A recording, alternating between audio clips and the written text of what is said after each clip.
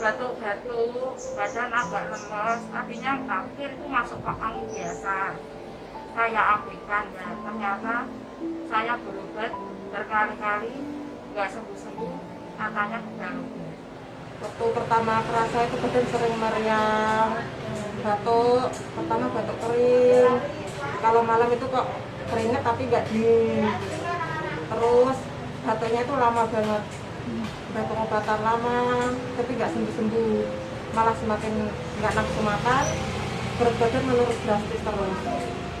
Badan lemah, terus kayak nggak semangat ngapa-ngapain gitu.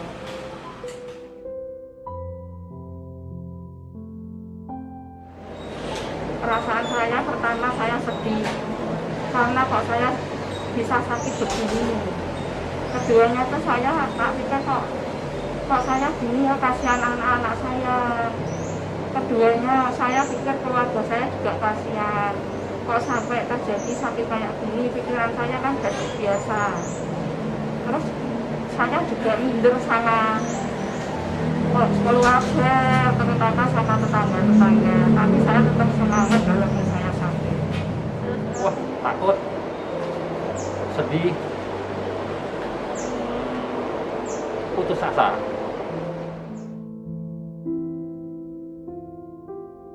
Agak mengucilkan ya, menjauhi. Tanggapannya mereka mensupport, mendukung, menyemangati, tidak dikucilkan, bahkan memberi semangat untuk pengobatan. Alhamdulillah baik, mensupport, menyarankan untuk harus rutin minum obat, jangan sampai telat. Keluarga paling mendukung, utama keluarga sama sahabat. Tetangga alhamdulillah tidak menjauhi, tidak dikucilkan, terus malah memberi semangat setiap hari. Intinya harus sembuh, harus ingat anak-anak, masa depan harus disongsong, jangan kalah sama penyakit ini. Yakin karena penyakit ini udah ada obatnya.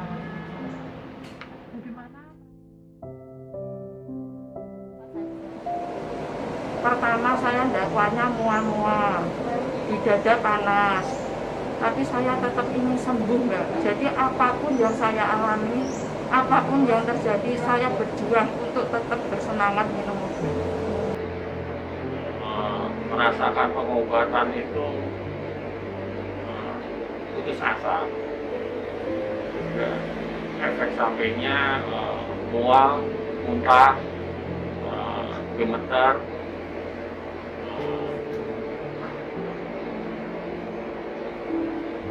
Nggak enak lah, badan rasanya nggak enak.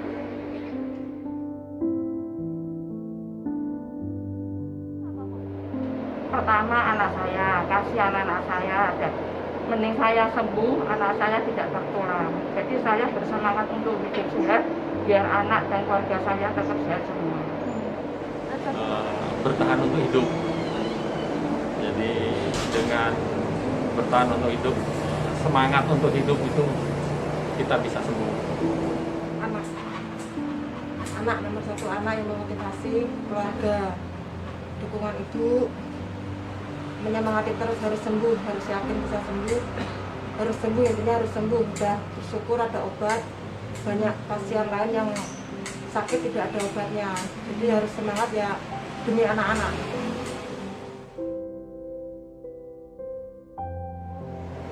Saya sangat bersyukur, alhamdulillah, sangat bersyukur sekali Mbak, perjuangan saya tidak sia-sia. Apapun yang terjadi, saya tetap berjuang sembuh, saya bersyukur sekali. Terutama kepada Gusti Allah sama perawat-perawat yang selalu mensupport saya Mbak. Saya sangat bersyukur. Wah, senang sekali, luar biasa. Senang sekali. Rasanya sangat bahagia, senang, bersyukur, yang pastinya bahagia. Alhamdulillahirrahmanirrahim, bersyukur, bersujud tidak bisa diungkapkan dengan kata-kata. Setelah perjuangan berbulan-bulan lamanya, bertahun, dinyatakan sembuh oleh Rumah Sakit Kanadi, sangat senang, bersyukur, pokoknya nggak bisa diungkapin. Alhamdulillah.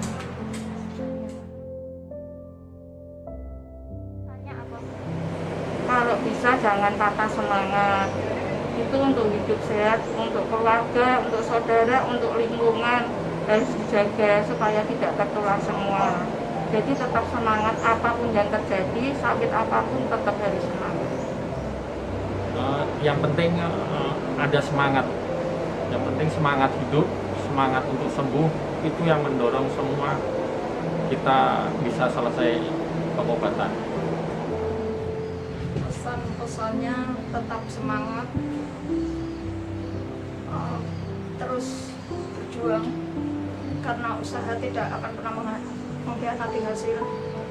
Jangan putus asa, jangan menyerah, terus kita berusaha dan berdoa. Kalau menurut saya, sayangilah diri Anda, jangan sampai putus obat. Lebih bersyukur Anda sakit, ada obat untuk mengobati penyakit Anda. Masih banyak orang lain yang sakit tidak ketemu obatnya dan harus minum obat selama hidupnya. Jadi semangat, ingatlah orang yang Anda sayangi, ingat bahwa masa depan itu lebih baik. Jadi jangan kalah sama obat yang efeknya memang sangat berat, tapi yakin bahwa Anda bisa sembuh, yakin bahwa setelah ini akan ada hari bahagia menyambut Anda.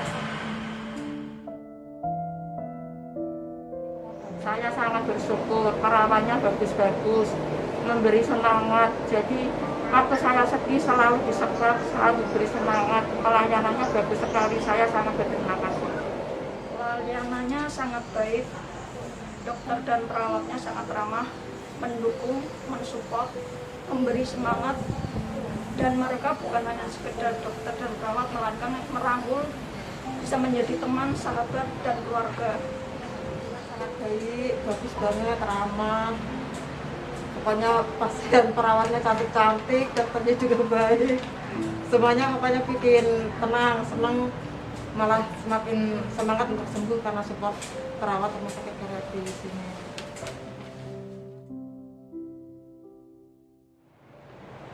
Seiring dengan penambahan jumlah kasus TB MDR di wilayah Jawa Tengah dan masih tingginya angka putus berobat, maka kami menghimbau kepada pasien TB MDR untuk minum obat secara teratur, tidak menghentikan pengobatannya secara sendiri, memakai masker baik di dalam rumah maupun saat berada di luar rumah. Kontrol rutin setiap bulan selama pasien melakukan pengobatan, dan melaporkan bila ada efek samping obat yang terjadi.